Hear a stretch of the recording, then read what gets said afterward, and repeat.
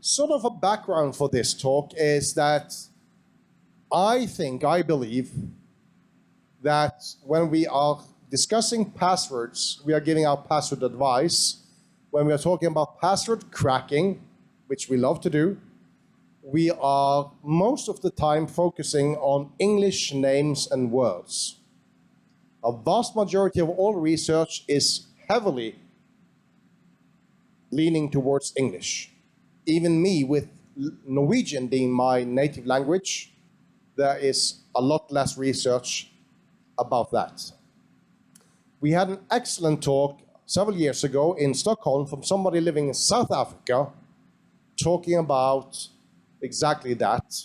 He said that if you know Swahili as an example and you can do a very simple password in Swahili, chances are pretty small that the bad guys will be able to crack it because they just don't have a word list in Swahili available. And today I'm really happy to have back again Dimitri from South Africa and his colleague Ethan. They will be talking about the one with the foreign word list.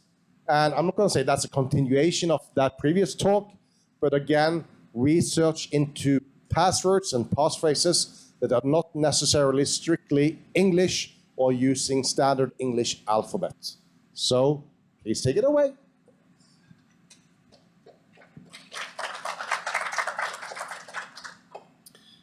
Thank you, Per, and thanks everyone for attending today. Just some background on us. So I'm Dimitri Fousekis. I'm the Chief Technology Officer at BCS Group, which also owns a company called BitCrack Cybersecurity. We're based in South Africa, and we operate throughout Africa, handling cybersecurity, pen testing, assessments, advisory, password auditing, and so forth. So Ethan is one of my colleagues. He's a security consultant from the company, so we'll both be presenting this part today. As Per mentioned, I've done some talks before on passwords, having efficient password lists. But what we wanted to do was look for new and different ways that people are creating their passwords, especially now. And especially since that talk was given, I think you said 7 or 8 years ago. I can't remember how long ago it was. We've also changed a lot of the dynamics around how we enter passwords now. A lot of it is more done on a mobile device than it is, for example, on a keyboard in front of a computer, which is why we're also going to touch on a few things related to entering passwords on a mobile device. But when it comes to foreign word lists, what we wanted to touch on was what makes an efficient word list, right? Very briefly, I'm not going to go into too much detail on that, but it's the reason for why also we want to discuss foreign word lists. Bye-bye English is when we will now start looking at the foreign word lists, the one with the emojis. So coming to the cell phones again, generating passwords on cell phones is very common these days, which means we have a keyboard that can also do emojis now. And that also creates some complexity. Some websites will die a horrible death if you try and use emojis, but some will not. So if those passwords are leaked and there's password hashes up for being cracked, emojis could be in there. And then putting it all together, we'll just show you some brief tools that we created to help you do that. They'll be on GitHub shortly after the talk. And we hope that you'll extend them and work with them and get them to do more. And then, of course, the mandatory cat picture for Per. I hope you like it. Good. So we can now begin. Okay, so what makes an efficient word list? And as I said, I'm not going to spend too much time on this, but I wanted to highlight actually the opposite, what's not efficient, and why we thus want to have these targeted word lists. So big word lists, they're not efficient, right? Especially if you've got slow passwords that you want to crack. If you've got a 25 gig word list and you've got a ton of GPUs and you're cracking MD5, that's great, you'll get through them. Switch to a salted hash, switch to bcrypt, something like that, and your great-grandchildren will still be watching the job running. So we want to create efficient word lists, especially ones in foreign languages. What about numbers in word lists? We want to leave these out as well. And the reason I'm mentioning numbers is because they'll come up in the emoji side as well. We generally don't want numbers in word lists because brute force rules can generate those very quickly. We can append them to words or stick them anywhere in a word list candidate. So there's no point to really having numbers in our word lists, except maybe when we're dealing with emojis, and you'll see why when Ethan does his part. There may be a good point to having your rules output some words with emojis. And the golden word list rule that I've stressed before, all those many years ago, if a rule can do it, your word list shouldn't have it. Okay? Because if your word list has all the things your rules could do, instead of using the computational power of your GPU, you're just using text files and hard disk I/O, and it's pointless because you're shoving those planes into GPUs, and you're just doing a glorified comparison rather than getting work done on the processor of the GPU. So try and keep the word list as simple as possible. Let rules do all the work that needs to be done on that. So for the first part, the first technique we're going to look at today is something called transliteration when it comes to foreign word lists. Now, I don't know if any of you have had experience with transliteration. If you've ever had to translate into other languages, you may have come across transliteration. What is it? So, according to the dictionary, it's defined as representing or spelling in the characters of another alphabet, right? So it's not translation, it's transliteration, but it can happen after translation, okay? So if I've got a word in one language, I translate it to another language, right? And that language could be, say it is Russian or Arabic or Greek or something without a standard Latin character set. That's all good and well. And we can find many dictionaries on the internet with Russian words, with Greek words, with Arabic words. But what most people do is that they're sitting in front of a keyboard that's got Latin characters, or English, if you want to call it that, but let's call it by the proper name, which is Latin characters. So what do?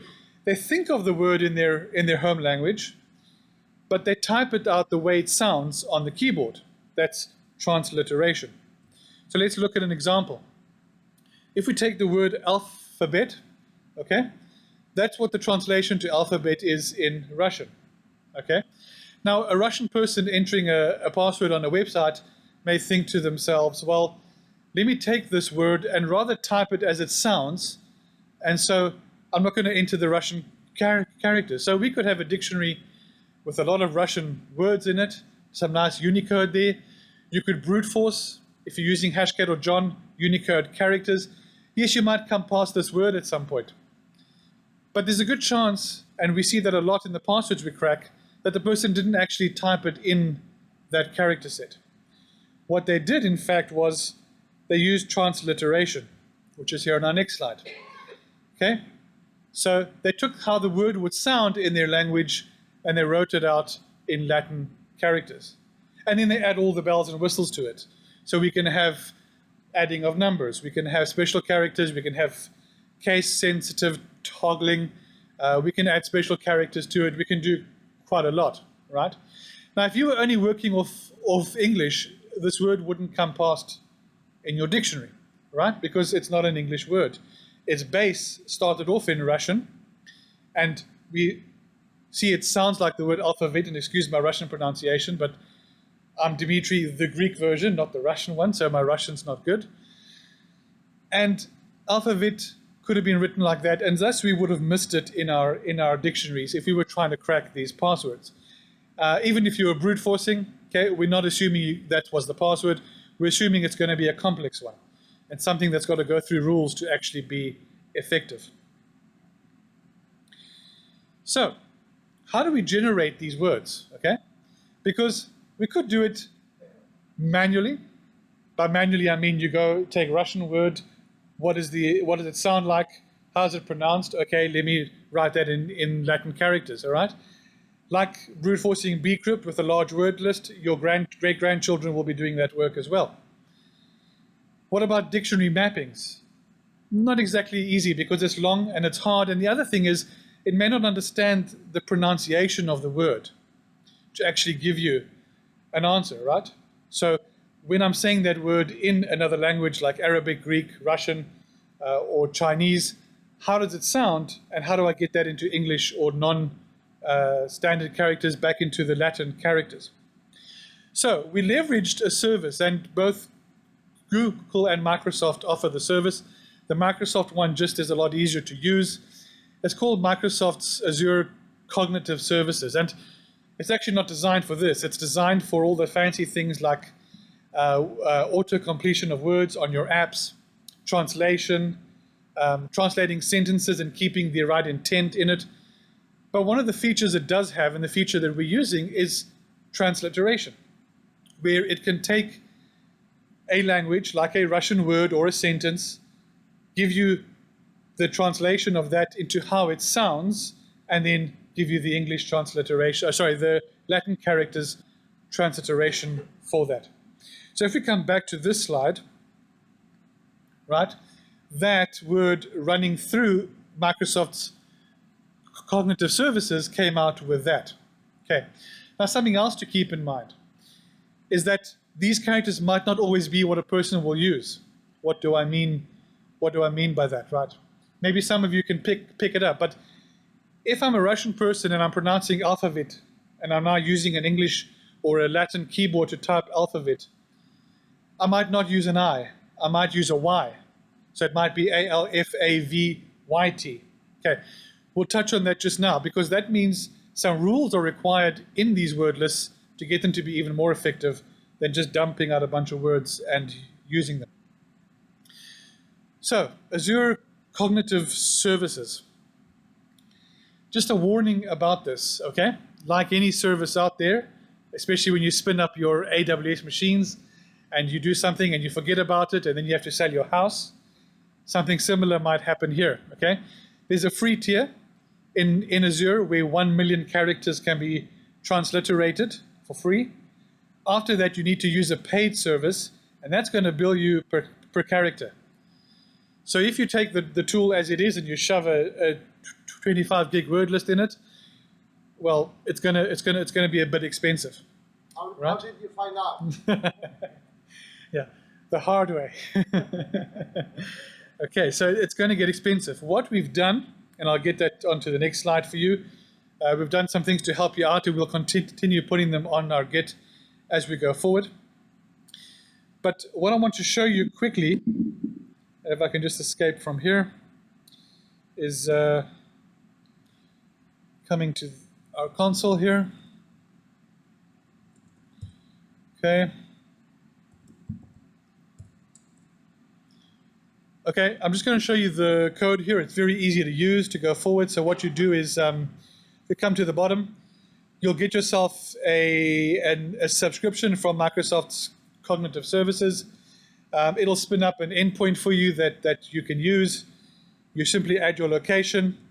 You add the endpoint using the translate endpoint. This code will be online. You can take it and work with it. And then you go from there. And when we get to looking at the tools, I'll show you what the output for that is. Now, what we did is we took the English dictionary and we shoved it through the service. Okay? And it's a two-stage process, but thankfully, Microsoft Cognitive Services returns both in the same reply. So we took English, we said take the English dictionary and convert it to Russian, right? Then how would that Russian be pronounced? Give us the transliteration in Latin characters.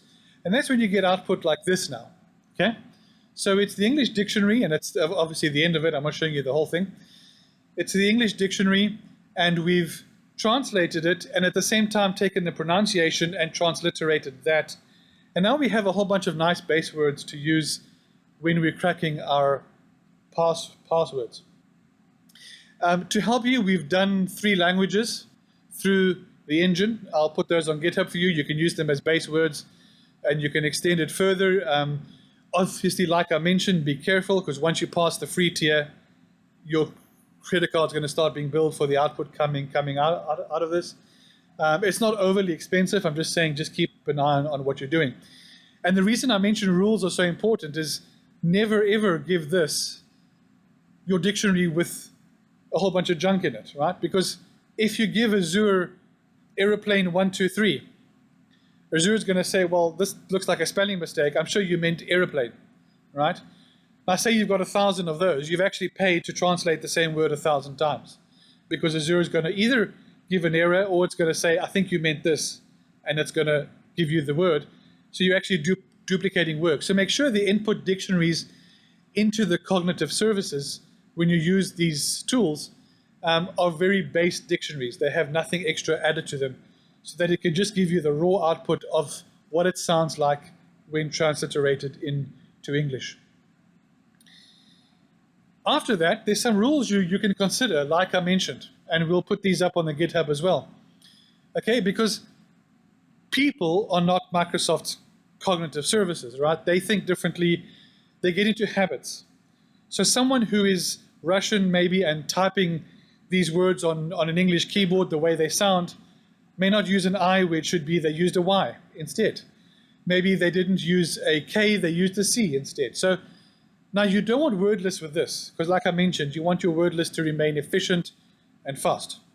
But you want rules to plug into your password cracking, offload it to your GPU, let it do all the hard work here of figuring out all these iterations of what the person could have typed while they were busy with it.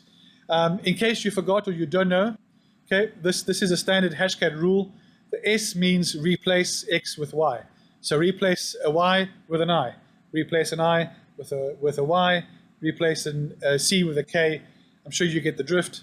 You can build on these. We have done quite a lot of this, so I'll publish those on Git for you as well. What we've done in the various languages is we've looked at what people could have used, right? So for example, Greek. If you're translating the word Greek, say drink in Greek is poto, all right? So poto could be P-O-T-O when written on a Latin keyboard. But Greeks have the Omicron and the Omega, which looks like a W. So the person could maybe have used a W instead of an O. But the cognitive engine won't know that. It'll give you P-O-T-O as the output.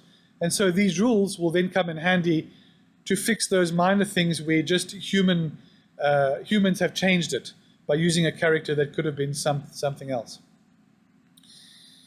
So that covered the first technique. The second technique we're going to look at is keyboard walks with a difference when it comes to foreign languages. And this is an interesting one because I didn't realize how often it actually gets used. But it's used quite a lot, not really on cell phones and tablets, but certainly on computer keyboards, and keyboards where people type. Okay, a normal keyboard walk is not what we're talking about, right? I'm sure those of you in the know will know what a keyboard walk is. You have a pattern. You don't know the password. You know the pattern on the keyboard, right? So I go, and a password comes out of it, okay? And these various tools that can do that. Hashcat's got a few. Others have a few, right? Not complex. There are many ways to do that. But how does it tie into foreign word lists, right, if the person's used that? Well, we're going to look at a keyboard now. It's called the Bapoma keyboard. It's a Chinese keyboard, one of the many Chinese keyboards out there. There's simplified ones. There's non-simplified ones. There's a whole lot of different ones. But what we're going to do now is we're going to look at a keyboard walk based on the assumption that two things have happened. Either the person typed the word in Chinese but left the keyboard set in English, or typed the word in English and left the keyboard set in Chinese, right? So what happens then is, I'm thinking of the word password, right? So I'm a Chinese person, I speak English and speak Chinese, and I think, let me type password in. But I'm going to be clever, as it were, and what I'm going to do is I'm not going to leave the keyboard in English, I'm going to set the keyboard to Chinese and then type the word password. Now if we do that and we press a P and an A and an S and an S and a W and O and R and a D, that's what comes out in characters. Okay? It means nothing. You can't translate it. It's not a word, right? It looks pretty random. And if you came across that in a hashes you were trying to crack, you may look at it and think, but when I'm trying to translate it, it's not working. That's because the original word was actually thought of in a different language, but it was typed on a multi-language keyboard with it set in the other language. So the person hit the right keys, but the keyboard entered what each one of it in the Chinese simplified is, and that's what came out as characters. And then they might add their fancy things like a few exclamation marks or we know users. It's not complicated. Chances are it was at August 22 or something. But the fact is that this is pretty random from our point of view. And the opposite could be true, right? The person could have thought of the word in Chinese, but typed it on this keyboard set to English, in which case it'll look like gibberish to you, but there's actually words. So what we've done is we built a tool that will also be on GitHub, and it's going to take a few of these keyboards and say, okay, give me the input language, and I'll show you what would have been output if the person entered it in that language but set the keyboard to its actual language, or the other way around. And so you would get a nice word list filled with these random characters, as it were, even though they're not actually random characters. So those were the two techniques I've covered for you now. The transliteration, which is how does it sound in that language, but I'm typing it in Latin characters, right? Very common. So when I crack some hashes using those base words, it does crack a few of the open stuff that you can find lying around on the internet. Remember to think about the target, right? So if it's a Russian website where you've got hashes that you're legally obtained and you're trying to crack them, okay, you're not going to use Chinese transliteration as much as you are going to use Russian. You can if you want to, but I'm saying give it some thought as well when you're working out that. And then on the keyboard, think about your targets as well, because it could be that it's an Arabic keyboard, right? But the person thought in English, but typed it in Arabic mode on the keyboard. And so we got a bunch of Arabic gibberish, which actually makes sense if you looked at what was typed when they walked the keyboard. So up next, we're going to introduce Ethan, and he's going to take us through the one with the emojis.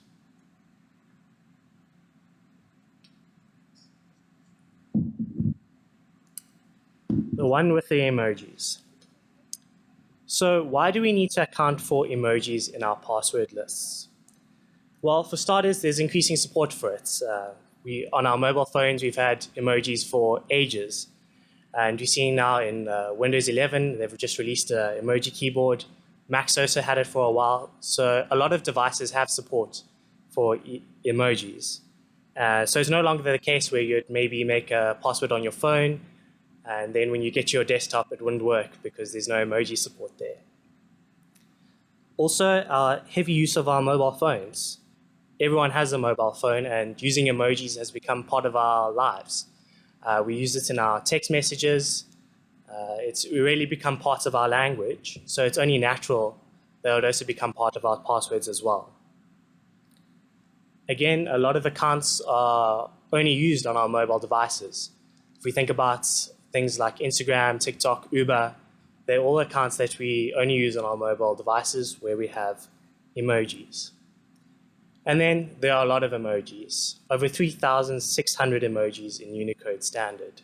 So this is a very, very large character set that we need to take account of when we do our passwords. Perfect. So what does our tool do? Well, our tool works on the assumption that people would use emojis in phrases in their passwords. You can generate a random list of the most frequently used emojis and use that to try crack some passwords. But what our tool does is it will take a phrase, for example, I love my dog hashcat, and then the plain text password of that could be I love my dog hashcat 2022, all together without spaces. And then the emojified password of that would be I, beating heart, my dog emoji, hash emoji, etc., etc. There were a couple of challenges that we faced when making this tool. First off, there's a lot of emojis. For example, the word love could have well over 20 different emojis related to that specific word. Could have the heart emoji, the blue heart emoji, heart eyes, kissy face, all those different ones could portray the word love. And same with things like dog. So what we had to do is generate all those different combinations. And someone might have only used one emoji in their password, they might have used two, they could have used three, etc., etc. So with this tool, we really try to generate all the different possible emojis with this, or passwords with this. Well, that does mean that you're going to end up with a word list that's quite big if you don't have a really specific input file with just a couple words or phrases. Another challenge was the different skin tones. If we think about just the thumbs up emoji or good emoji, there are 5 different other skin tones, and we need to take account of that as well. And how it works with emojis and things like skin color or color is there's actually 2 different Unicode characters. We have one Unicode character for the thumbs up, and then the next Unicode character for the color brown. And combined, they generate the brown thumbs up emoji. So we also generated that in our tool. Tool inputs. So our tool can take in a variety of inputs. It can take in something like a book or a Wikipedia page about someone, some sort of article. And we're also using engrams to do this. And what an engram is a collection of n number of words or sample text with the highest probability of what the word will be next. So for example, I've got the Wikipedia page of Formula 1 driver Max Verstappen. And in there, we can see that after the word Max, the most common word that would come after that would be Verstappen, and then when he was born 30 September, and so on and so forth. So you could feed it anything from a book or a Wikipedia page and generate passwords like that. Another thing it can take in is just a text file of passwords. So you might have in your password list something like I love my dog hashcat 2022. You would have to have the numerical value in there, otherwise it won't get transferred into emoji. And then our tool will just split that up into the different words in there. So I love my dog, and then it'll change all the those words into emojis. So options for the tool, obviously just the in file option, the file you want to take as input for it, out file, spaces. You can choose if you want to have spaces in between the words, or if you just like them all stuck together. Numbers, if you'd only like to emojify the numbers in your password, you can also choose to do that. Subchar substitutes all available characters instead of just the words.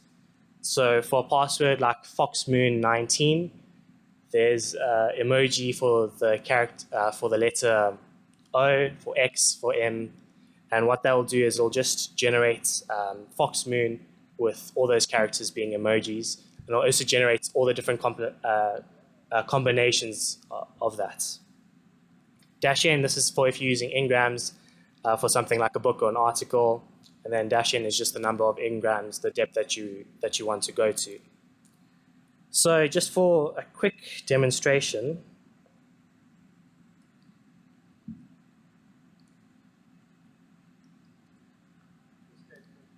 oh yeah, escape. Okay, cool.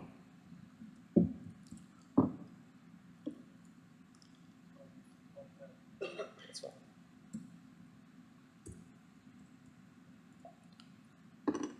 Is my thing on there? Okay, capital. Good. So just go to our tool, python.main. Can I have our input file?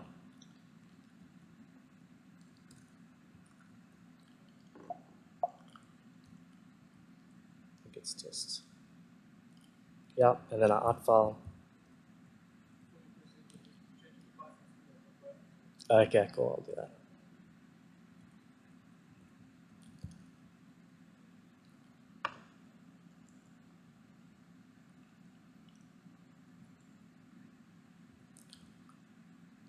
So this would just change all of the words in that text file into an emoji.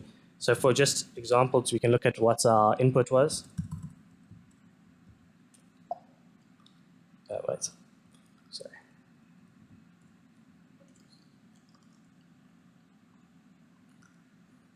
Apologies, it's very difficult to see up here. So that would just be our example file. I'm a fan of the Red Hot Chili Peppers, so I put that in there. And then the outputs.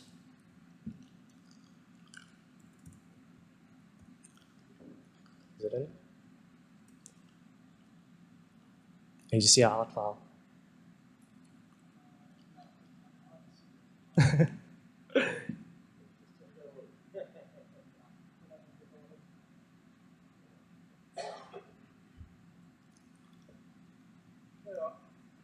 So there would be our output file of all the different emojis and all the different combinations.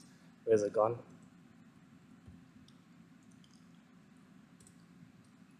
Of all the different combinations of that word, and I can't zoom in. Let's zoom. And they'll go through all the different combinations of that, just with the emojis in there. Cool. Handing back to Dimitri.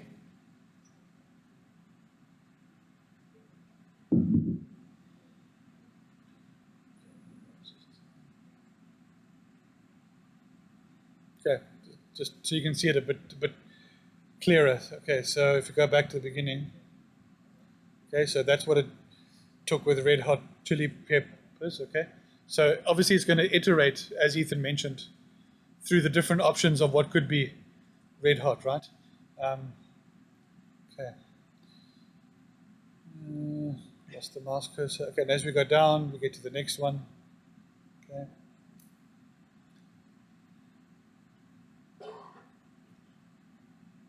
So, as Ethan mentioned, it can get complex with emojis because different people use emojis to mean different things, right? Okay, like when I'm happy, I might use an emoji with a smiley face. Someone else may think thumbs up means I'm okay, so I'm happy. So we have to iterate a lot based on intent as well, which does make the file bigger. But depending on what hash you've got, it can get through them quite fast. You can also use std out on the tool and pipe it straight into hashcat, so you don't even have to generate wait for the word list to generate either. I'm just going to exit this quickly.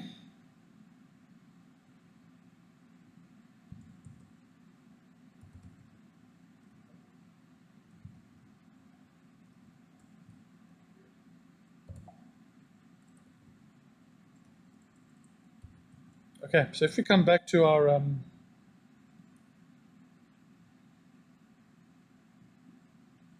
slides where we were. Okay, so putting it all together. So we've had a look at the one with the emojis.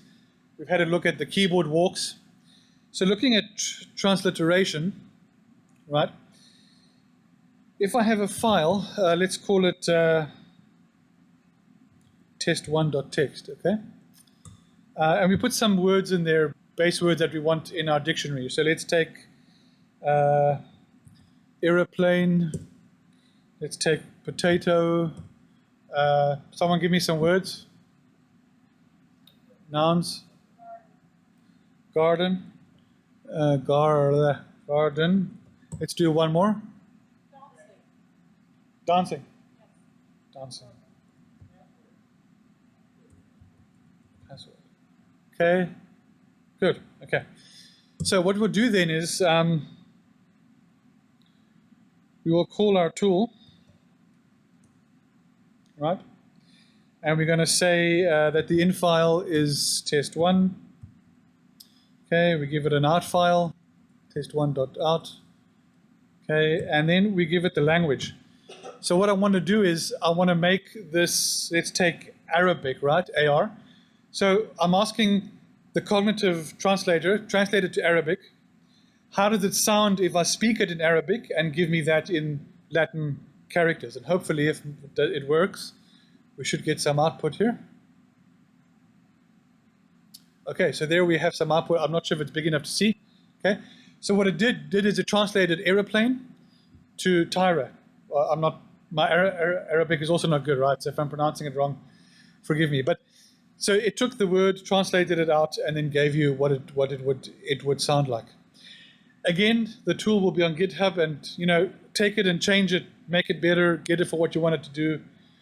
There's no threading, for example. The reason I didn't put threading in is because I was worried that might burn my credit card even more than it has already. But yeah, so just be careful, because if it goes wide, Microsoft's going to be smiling at you with the amount of what you're doing. But like I mentioned, we will over time be translating base dictionaries for you into these. So just visit the GitHub page every so often, which, like, if I go back to here, so it's not there yet. Don't visit it yet. We haven't copied the stuff over. But from this evening or tomorrow, if you visit it, I will tweet it out as well. You can then visit it, and we'll start putting this stuff up there, and you're welcome to fork all the tools and create your own, change them as you want to, and do that. So that's how we covered foreign word lists. I'd like to thank everyone. Also, some of the stuff we've done has been studied before. We're just changing the way we're adapting it. So we've got some people to thank for research and stuff that they've done as well. The Word Ninja, Emoji Translate, the Natural Language Toolkit, Hashcat, of course. Those people whose names I don't want to destroy. And then, yeah, for Microsoft Azure Cognitive Services. I'm thanking them for taking my money. Thank you very much. But the service is good, and it works well. Like I mentioned, there is a Google one as well. If you want to play with that one, we're not using it in our tool, but you can also play with the Google one as well. Give it a try, see what it's like, and you can build off that. Thank you very much.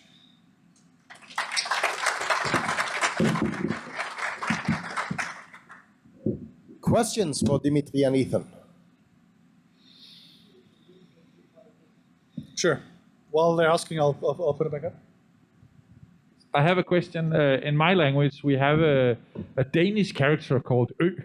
And if you try to write that in English, often Danish people will type O and E. So do you take that into consideration, that one character could become more characters? Yes. So what we're doing, I'll quickly come here to this one. Okay. It will fall under here with the rules. Okay. Yeah. We didn't do Danish rules, but thanks for the info. We'll add those as well. You know.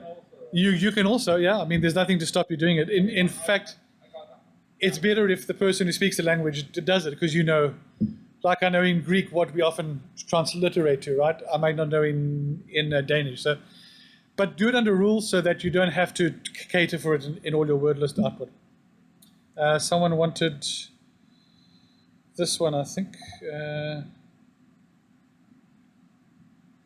I'm just going to add the Twitter account as well, while you're asking questions, so that we can also... Yeah. I have a question for you. Yeah. Can you say anything about any success rates you've had with this? I mean, the tool is awesome, the concept is awesome, but have you been able to crack like one more hash, or are we talking... what are we talking about here? How much have you improved your password cracking capability with this? So we did crack a few hashes on some publicly available lists. We didn't try to target them specifically, so we didn't actually create the word lists we created were more for the talk than for actual word lists, targeted lists out there. We tried them on a few from the Hashkiller website, but again, it's too vast to actually know what they could have been. They were uncracked hashes that some of the password crackers have tried and didn't get, and a few cracked out of that. I would see it working a lot better is in a corporate environment. So if you get NTLM hashes, especially in corporate environments where they've got the multiple keyboards, pretty sure you'll see quite a bit of that. And you'll see it if you can get hold of hashes. Well, let me add the disclaimer, if you can legally get hold of hashes from websites with mobile registration, you'll come across a lot of emojis on there. Like Ethan mentioned, although the keyboards are available in Windows and Mac, I don't think the uptake is as high as when they're creating them on the mobile devices. Your example of the keyboard walks is something that I actually saw when I was cracking passwords legally in Ukraine like 15 years ago. So people were doing that back then. They thought of something in Russian or Ukraine, and they sort of looked at the Cyrillic characters, but they actually typed in what became English characters into the system. And to me, it was complete nonsense until I realized what they were actually doing. Yeah. More questions?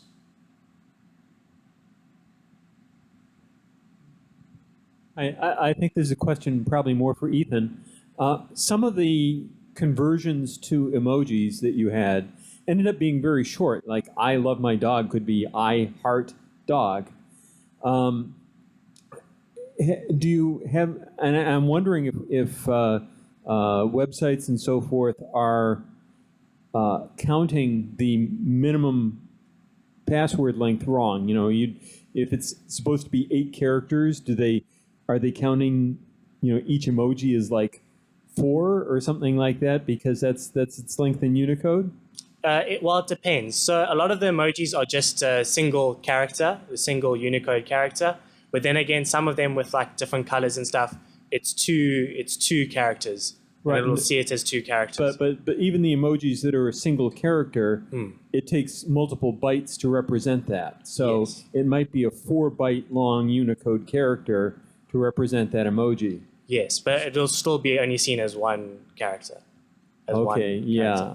I'm hoping that they're seeing it as 1 rather than 4. Otherwise, you're going to get some really probably easy to crack 2-character yes. passwords. Yes. Cool.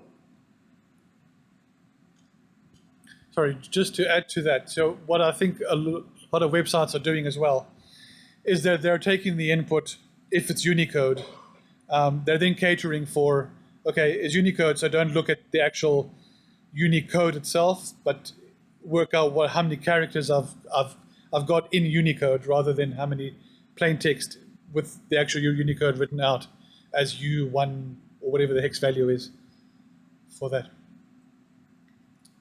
Okay, so thank you again, Dimitri and Ethan. Great talk. Now there will be a break until 5 o'clock. Some changes are coming. Jeremy Gosney couldn't come and he had to cancel his talk. And magic happened, so he is now at a hotel. And hopefully he will do his talk, passwords, but make it nihilism. At 5 o'clock, I will gladly skip my talk for listening to him. So I really hope that you will be back at 5 o'clock, and I will go look for Jeremy right now. Thank you.